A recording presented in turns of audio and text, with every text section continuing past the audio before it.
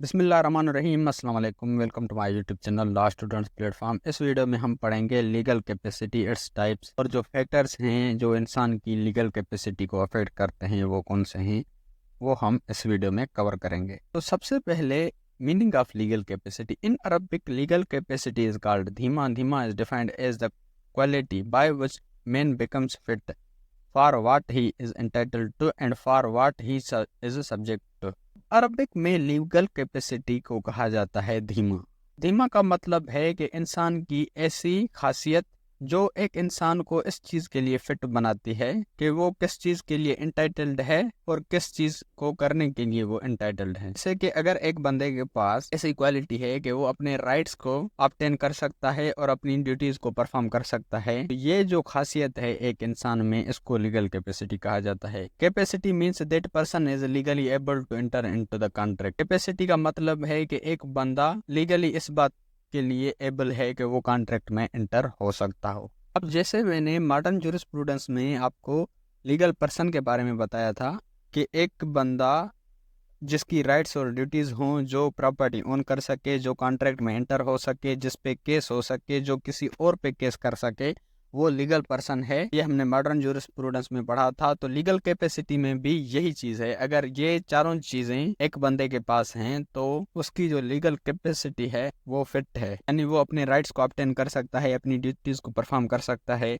उसके राइट्स भी हैं, ड्यूटीज भी हैं, किसी पे वो केस कर सकता है, कोई और उस पे केस कर सकता है। अब इसकी डेफिनेशन पढ़ते हैं। Legal capacity refers to person's ability to understand and fulfil legal responsibilities and obligations to acquire the rights. अब लीगल कैपेसिटी एक बंदे की वो एबिलिटी है जिसके जरिए एक बंदा अपनी रिस्पॉन्सिबिलिटीज को अंडरस्टैंड करता है और फुलफिल करता है और अपने राइट्स को अक्वायर कर सकता है। It encompasses the mental and intellectual capacity necessary to make informed decisions and be held accountable for one's action. Legal capacity बंदे की वो mental और intellectual capacity है जिसके जरिए एक बंदा informed decisions कर सकता है, किसी भी एक्ट के लिए जिम्मेदार हो सकता है। अब जैसे कि कहा जाता है कि इसने अपने होश हवास में ये प्रॉपर्टीज को लिख के दी, ये जो होश हवास हैं ये उसकी लीगल कैपेसिटी है। तो मॉडर्न ज्यूरिस्प्रूडेंस में भी हमने यही पढ़ा था कि उस बंदे के पास राइट्स एंड ड्यूटीज हों, वो कॉन्ट्रैक्ट में एंटर हो सके, वो प्रॉपर्टी को ओन कर सके और वो किसी और पे सू कर सके, या अगर उसने खुद गलत काम किया है तो कोई और उस पे सू कर सके, तो वो बंदा लीगल पर्सन होता है। इस्लामिक ज्यूरिस्प्रूडेंस में भी अगर देखा जाए ये चीजें अगर किसी बंदे के पास हैं तो इसका मतलब इस बंदे की जो लीगल कैपेसिटी है वो ओके है।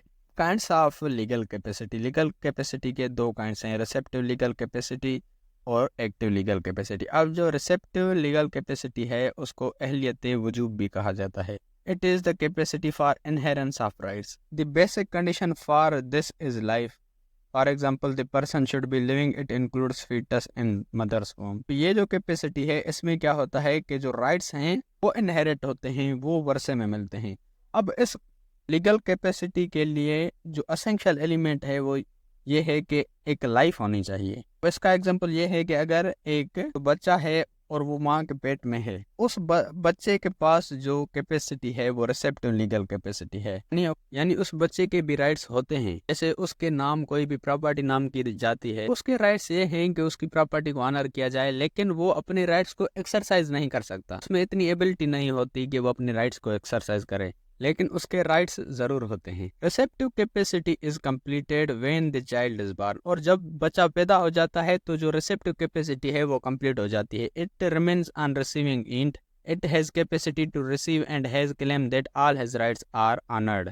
इस बच्चे के पास ये कैपेसिटी होती है कि वो अपने राइट्स को रिसीव कर सके और क्लेम कर सके कि उसके राइट्स को ऑनर किया जाए, उसके राइट्स की रिस्पेक्ट की जाए। बट ही और शी यानी new born baby is neither obliged nor legally competent to exercise their rights which are the characteristic of active legal capacity. लेकिन उस बच्चे के पास इतनी कैपेसिटी नहीं होती और वो लीगली कॉम्पिटेंट नहीं होता कि अपने राइट्स को एक्सरसाइज कर सके, क्योंकि अगर अपने राइट्स को जो बंदा एक्सरसाइज करता है तो वो एक्टिव लीगल कैपेसिटी का फीचर है। रिसेप्टिव लीगल कैपेसिटी में बस ये होता है कि एक बच्चा जो कि माँ के पेट में है, उसका ये राइट है कि उसके जो राइट्स हैं उसकी रिस्पेक्ट की जाए, लेकिन वो उस राइट्स को एक्सरसाइज नहीं कर सकता। जो बंदा अपने राइट्स को एक्सरसाइज करता है वो एक्टिव लीगल कैपेसिटी हो जाती है। अब हम पढ़ते हैं active legal capacity. It is active capacity, it is the capacity of person for the exercise of rights and performance of duties. ये एक बंदे की ऐसी कैपेसिटी है जिसके जरिए वो अपने राइट्स को एक्सरसाइज कर सकता है और अपनी ड्यूटीज को परफॉर्म कर सकता है। It is active capacity because the living adult and sane person becomes entitled to perform his obligations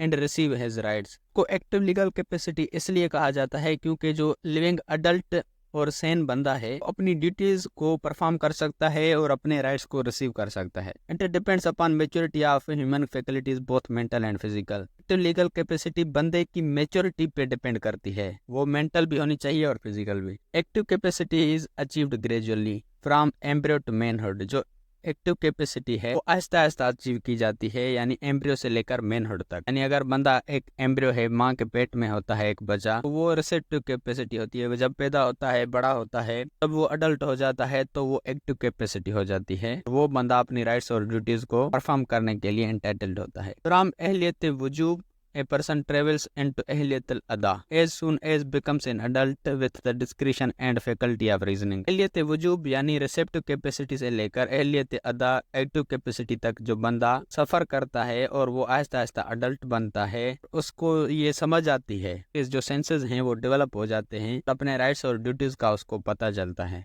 Therefore, it is also called filial capacity because the person is capable of discharging, performing his her duties. इसलिए इस capacity को फाइली capacity भी कहा जाता है क्योंकि यहाँ पर जो बंदा है वो इस बात के लिए कैपेबल होता है कि वो अपनी ड्यूटीज को परफॉर्म कर सकता है। Muslim jurist have divided legal capacity into 3 types. Muslim jurist जो हैं उन्होंने लीगल कैपेसिटी को 3 टाइप्स में डिवाइड किया है। पहला है परफेक्ट लीगल कैपेसिटी, दूसरा है इम्परफेक्ट लीगल कैपेसिटी और तीसरा है डिफिशिएंट लीगल कैपेसिटी। इनको एक एक करके पढ़ते हैं। पहला है perfect legal capacity. In order to achieve perfect legal capacity human being has to pass through 4 stages. Perfect legal capacity हासिल करने के लिए एक इंसान को 4 स्टेजेस से गुजरना पड़ता है। सबसे पहली स्टेज जो है जनन, इसमें एक अनबॉर्न चाइल्ड होता है जो अभी पेट में होता है। दूसरी स्टेज है Sabi, period from birth till 7 years. पैदा होने से 7 साल तक का जो पीरियड है उस स्टेज को साबी कहा जाता है।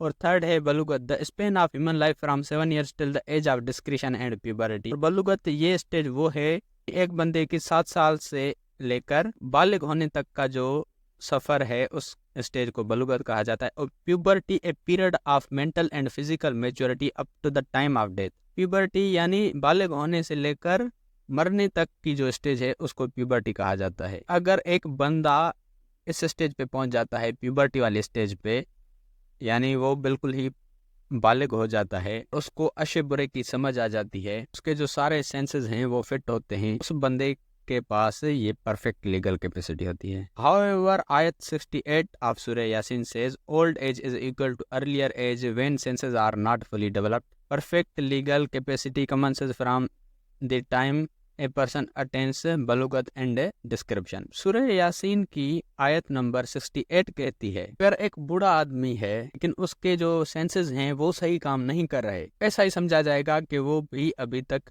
बच्चा ही है, यानी उसके जो सेंसेस हैं वो काम नहीं कर रहे, तो उसकी भी परफेक्ट लीगल कैपेसिटी नहीं होती। एक बंदा बालिग होना चाहिए, जैसे कहते हैं कि 18 साल से ऊपर जो बंदा होता है वो बालिग होता है और उसको सही गलत की समझ होनी चाहिए, उस बंदे के पास परफेक्ट लीगल कैपेसिटी होती है। और परफेक्ट लीगल कैपेसिटी शुरू ही बलुगत के बाद होती है। फिर है imperfect legal capacity. This is the stage when the basis of the capacity is present, the person is living and has discretion but external factors have affected his or her capacity.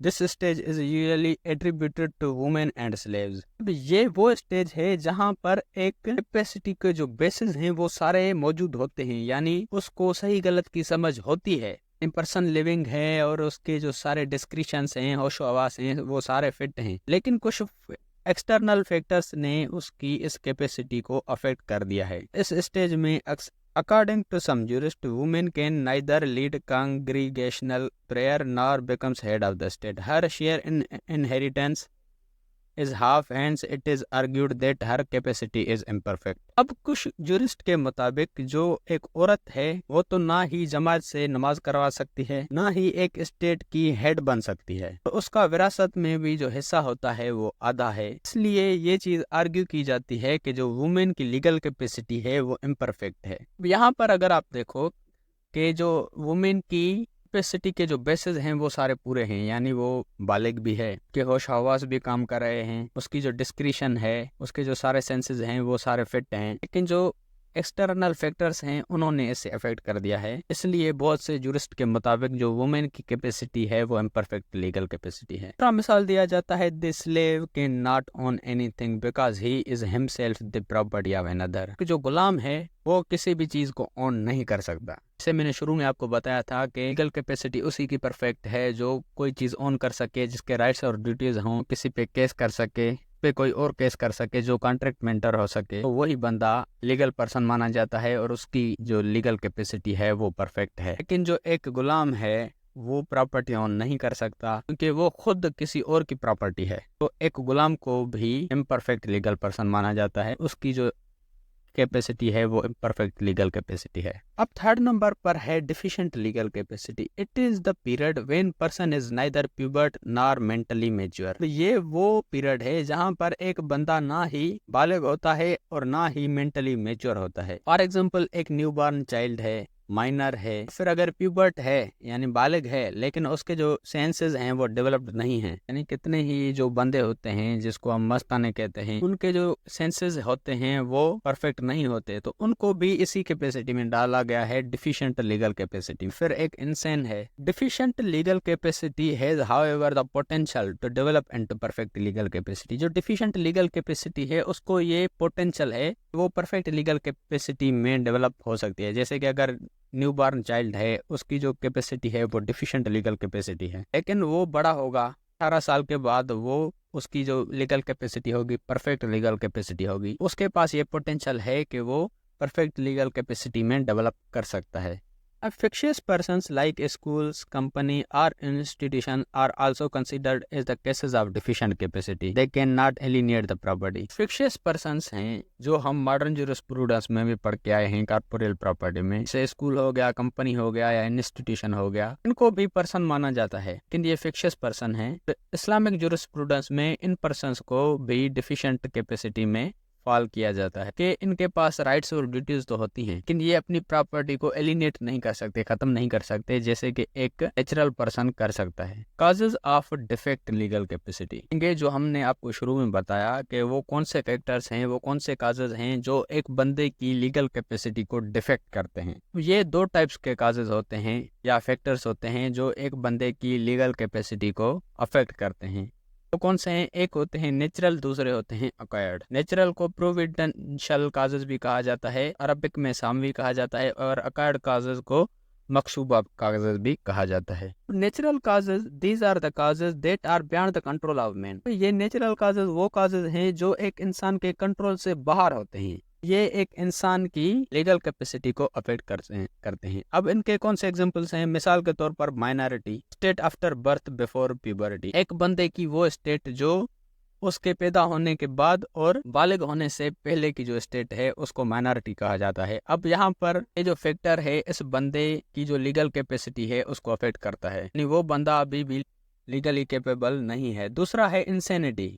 अब इंसान बंदे के जो acts हैं वो ऐसे ही consider किए जाते हैं जैसे कि एक बच्चे ने किए हैं, और उस इंसान बंदे पे कोई भी लायबिलिटी नहीं होती है, किसी भी इबादत की लायबिलिटी। तीसरा है इडियोसी। इडियट बंदे के जो काम होते हैं, sometimes act like sensible persons and sometimes like lunatic. ये जो इडियट बंदा होता है वो कभी कभी नॉर्मल बंदे की तरह काम करता है और कभी कभी एक ल्यूनेटिक बंदे की तरह। फिर है sleep. A person can not use his senses during sleep. Sleep के दौरान एक बंदा अपने सेंसेस को इस्तेमाल नहीं कर सकता। फिफ्थ है डिजीज। बंदे को अगर कोई डिजीज है तो उस डिजीज में भी वो अपने सेंसेस को सही तरीके से इस्तेमाल नहीं कर सकता। सिक्स्थ है मेंस्ट्रुएशन, यानी एक औरत को जो माहवारी आती है। अब आप कहोगे कि जो औरत की जो कैपेसिटी है जो शुरू में आपने बताई वो ऑलरेडी इम्परफेक्ट कैपेसिटी है। आपको ये बात याद रखनी चाहिए कि वो जो उसकी इम्परफेक्ट कैपेसिटी है वो कुछ जुरिस्ट के मुताबिक औरत के पास इम्परफेक्ट कैपेसिटी है, और कुछ जुरिस्ट अभी भी यही मानते हैं कि औरत के पास परफेक्ट लीगल कैपेसिटी है। सेवंथ है स्लेवरी, जो गुलाम है, और एट्थ है अनकॉन्शियसनेस ड्यू टू एपिलेप्सी और सम अदर काज। तो एक बंदे को मिर्गी के दौरे पड़ते हैं, उसमें भी वो अपने सेंसेस को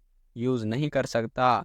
और 10th है डेथ बेड इलनेस, यानी मौतमार बीमारी, इसमें भी एक बंदा अपने सेंसेस को यूज नहीं कर सकता। अब ये जितने भी काजेज थे ये नेचुरल काजेज हैं, ये एक बंदे के कंट्रोल से बाहर होते हैं और इसमें एक बंदा अपने सेंसेस को इस्तेमाल नहीं कर सकता। ये थे नेचुरल काजेज, इसको प्रोविडेंशियल काजेज भी कहा जाता है, अरबिक में सामवी काजेज। दूसरा है अकर्ड काजेज, को मकसूबा भी कहा जाता है। These are the self occurred factors that cause the defect to legal capacity even though temporarily. They are usually in the control of person.